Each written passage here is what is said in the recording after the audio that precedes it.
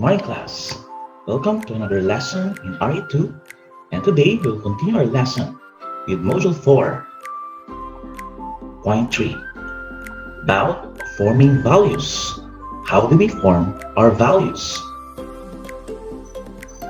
Here are our desired learning outcomes. At the end of the lesson, the students will have traced the origin of their values, recall important life experiences, and relate these to their value formation, and trace the stages of the valuing process. Let's begin. Simon, Ho, and Kirschenbaum, in their book Values Clarification, tell us that the individual's answer lies not in relying on the opinions and values of others, but in developing a set of personal values to use as a yardstick in making decisions. People have experiences. They grow and learn. Out of the experiences may come certain general values or guides to behavior. These guides tend to give direction to life and may be called values. Our values show what we tend to do with our limited time and energy. Since we believe that values grow from a person's experiences, they give rise to different values, and that any person's values modify as his experiences accumulate and change. A person in Antarctica would not be expected to have the same values as a person in Manila. A person who has an important change in pattern of experience may be expected to modify values. Values are not static if one's relationship to his world is not static. As guides to behavior, values evolve and mature as experiences evolve and mature. Moreover, because values are part of living, they operate in a very complex circumstances and usually involve more than simple extremes of right and wrong, good or bad, and true or false. What are the conditions where values are guided? Firstly, that there are conflicting demands. Also, weighing and balancing. And finally, action reflects a multitude of forces. Thus, values seldom function in pure and abstract form. Complicated judgments are involved, and what is really valued is reflected in the outcome of life as it is finally lived. We therefore see values as constantly being related to the experience that shape them and test them. They are not for any one person so much hard and vast varieties as they are the results of hammering out a style of life in a certain set of surroundings. After a sufficient amount of hammering, certain pattern of evaluating and behaving tend to develop. Certain things are treated as right or desirable or worthy, and these tend to become our values. Secondly, let's proceed with the valuing process. Before something becomes a value, it has to fulfill some criteria known as the valuing process. Unless something satisfies all 7 of the criteria noted below, we do not call it valued. In other words, for a value to develop, all the following 7 requirements must apply. Let's take a look at these 7 steps to the valuing process. First one is choosing freely. If something is in fact to guide one's life, whether or not the authority is watching, it must be the result of free choice. If there is coercion, the result is not likely to stay with one for long. Values must be freely selected if they are to be really valued by the individual. Secondly, choosing from among alternatives. This definition of values is concerned with things that are chosen by the individual, and obviously there can be no choice if there are no alternatives from which to choose. It makes no sense, for example, to say that one values eating. One really has no choice in the matter, but one may value certain types of food or certain form of eating, but not eating itself. It must all obtain nourishment to exist, and there is no room for decision. Only when a choice is possible from which to choose do we say a value can result. Thirdly, choosing after thoughtful consideration.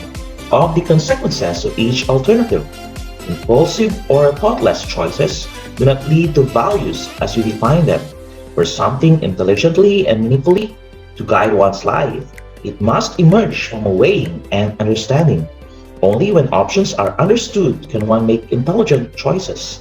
There's an important cognitive factor here. A value can emerge only with thoughtful consideration of range of the alternatives and consequences. Fourthly, prizing and cherishing. When one values something, it has a positive tone.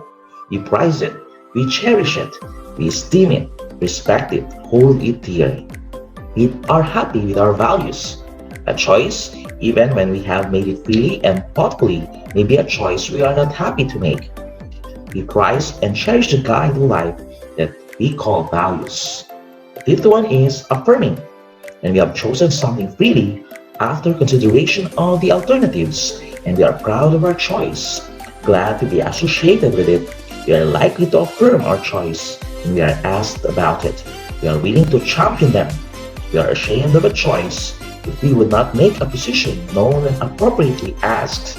We will not make out leading with values, but with something else.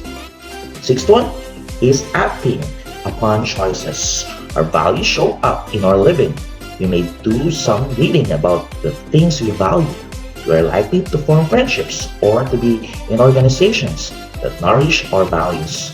We spend money on the choice we value. We budget time and energy for our values. In short, for a value to be present, life itself must be affected. Nothing can be a value that does not, in fact, give direction to actual living. The person who talks about something but never does anything about it is it is dealing with something other than value. And lastly, repeating. For something to reach the stage of value, it is likely to reappear on a number of occasions in the life of a person who holds it. It shows up several times. We would not think of something that appeared once in life and never again as a value. Values tend to have a persistency, tend to make a pattern in life. To review, what are the threefold process? Of course, it includes choosing, prizing, and acting. For choosing, you need to choose freely. Choose from alternatives, and choosing after thoughtful consideration of the consequences of each alternative. For prizing, it includes cherishing or being happy with the choice and willing to affirm the choice publicly. And finally, for acting, it is doing something with a choice. And finally, repeatedly in some pattern of life. Let's take a look at the story of the Alligator River. Let us meet the characters. We have Abigail, Gregory, Sinbad, Ivan, and Slav. There was a girl named Abigail who was in love with a boy named Gregory. Gregory had an unfortunate accident and broke his glasses. Abigail, being a true friend, volunteered to take them to be repaired.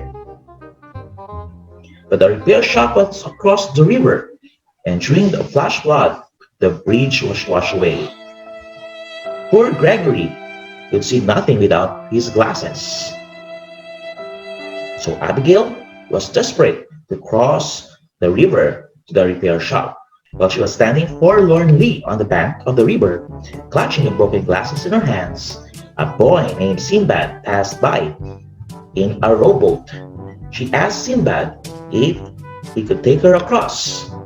Sinbad agreed on the condition that while she was having the glasses repaired, she would go to a nearby store and steal a transistor radio that he had been wanting. Abigail refused to do this and went to see a friend named Ivan who had a boat. When Abigail told Ivan her problem, he said he was too busy to help her out and didn't want to be involved. Abigail, feeling that she had no other choice, returned to Sinbad and told him she would agree to his plan.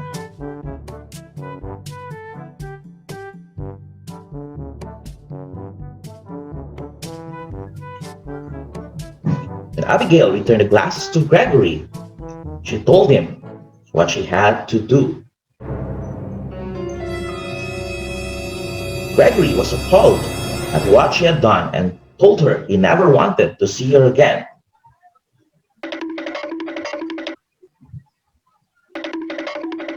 Abigail, upset, turned to Slug with her tale of woe. Slug was sorry for Abigail that he promised he would get even with Gregory.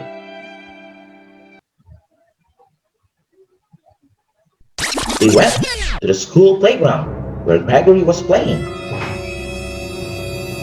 and broke his glasses again.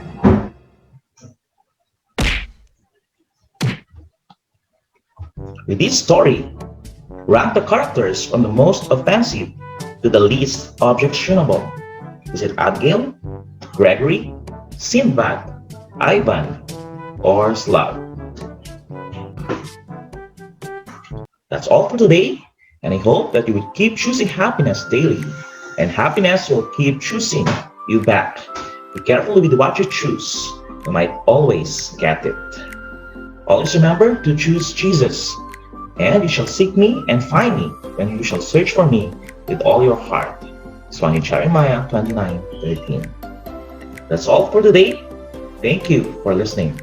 God bless, and see you again. Another lesson in R2.